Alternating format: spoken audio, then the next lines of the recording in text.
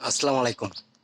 অনেকদিন পর চিটাঙ্গের বাইরে তাকাতে আমার ছাদের ভিডিও দিতে পারি নাই। গাছগুলার পানির একটু অসুবিধাতে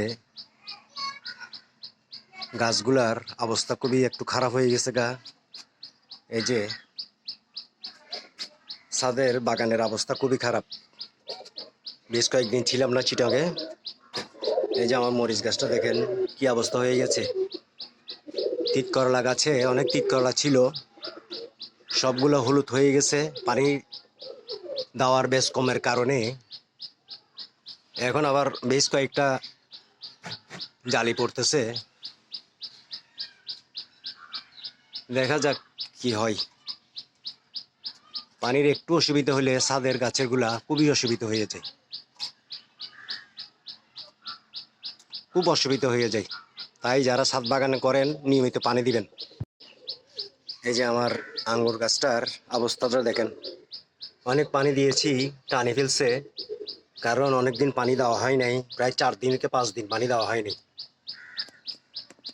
গাছের কালারটা মোটামুটি ভালো ইচ্ছা আছে, বৃষ্টি ছিল তো মাঝে মধ্যে একটু হালকা বৃষ্টি পড়েছে বিদায় পাতাতে পানি নিতে পারছে, কিন্তু গোড়াতে পানি আসেনি। সে কারণে তারপরও গাছটা মোটামুটি ভালোই আছে। এখানে একটা বুটি কলম বসাইছি, দেখা যাক। এখানে 3টা বসাইছি। এটাতে আঙ্গুর ধরছিল, আমি তিরিম করে দিয়েছি, কারণ যেহেতু গাছটা ছোট, একটা লাকি নেই আমি। একটা লাগছিলাম শখ করে, ওগুলা সব ঝরে গেছে। যাই হোক, সামনের বারে হয়তো নিতে পারবো, আমি আপডেট দিব।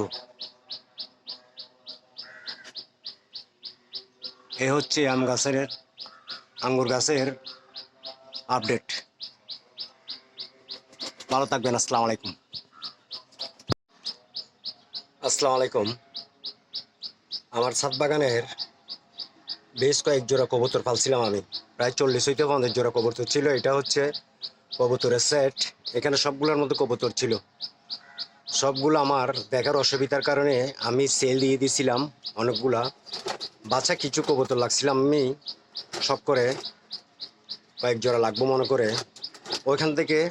এই যে এটা উঠছে, এখানে আছে 3টা, মোট 2 জোড়া কবুতর উঠছে, খুবই সুন্দর।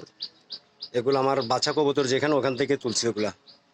যাই হোক, এখনও যদি কেউ নিতে চান, কবুতর চিনেন, কবুতর সম্বন্ধে অভিজ্ঞতা আছে, দেখে নিতে পারবেন, তারা আমার সাথে যোগাযোগ করতে পারেন। আমি মোবাইলে আমার ফেসে নাম্বার দিয়ে দিব, ওই নাম্বারে যোগাযোগ করবেন। এগুলো খুবই ভালো জাতের কবুতর।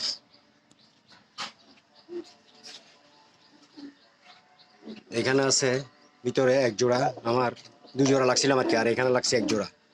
এখানে 1 জোড়া, এখানে 1 জোড়া। এটা ডিমে আছে, আর এটা বাচ্চা উঠছে মোটামুটি 5-6 দিন হবে।